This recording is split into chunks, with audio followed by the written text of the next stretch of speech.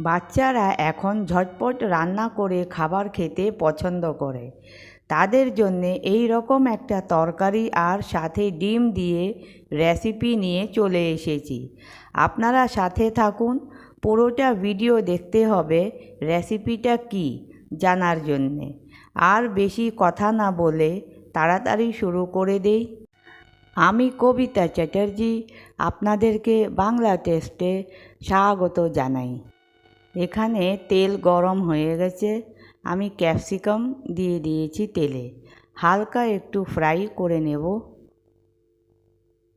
এই যে এখন একদম এক চুটকি লবণ দিয়ে দিয়েছি, আর বেশি ফ্রাই করব না, ক্রাঞ্চি ভাবটা থাকবে ক্যাপসিকামে। বাস হয়ে গেছে ফ্রাই, নামিয়ে নিচ্ছি। এরপরে একটা ডিম ফাটিয়ে দিয়ে দিয়েছি কড়াইতে। এবার ডিমটাকে একটু ভাজা ভাজার মতন করে নেব, ফ্লেমটা মিডিয়াম থাকবে। এই দেখুন আমার প্রায় ডিমটা ভাজা ভাজার মতন হয়ে গেছে। আর এখন আমি এটাকে একটা প্লেটে তুলে নেব। এই যে তুলে নিলাম। এবার এই কড়াইতেই আমি গাজর দিয়ে দিয়েছি, একটা গাজর গ্রেট করে নিয়েছিলাম, সেটাই দিয়ে দিলাম। একটু নাড়িয়ে চাড়িয়ে এর মধ্যে দিয়ে দেব ম্যাগি। ম্যাগি দেওয়ার পরে 1.5 কাপ জল দেব। এই যে 1.5 কাপ জল দিয়ে দিয়েছি, বাস আর জল লাগবে না।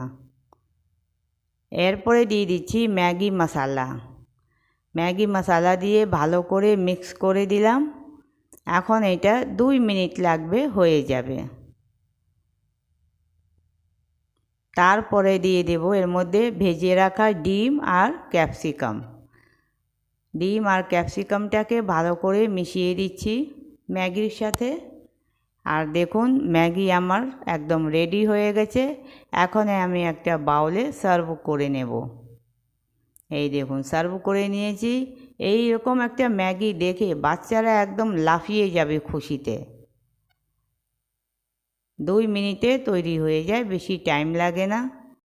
এই ম্যাগির রেসিপিটা যদি আপনাদেরকে ভালো লেগে থাকে তাহলে একটা লাইক, শেয়ার আর সাবস্ক্রাইব করার অনুরোধ রইল। আমি আবার নতুন একটা রেসিপি নিয়ে তাড়াতাড়ি আপনাদের সামনে চলে আসব। আপনারা হাসতে থাকুন, হাসাতে থাকুন, ভালো থাকুন। Bye bye.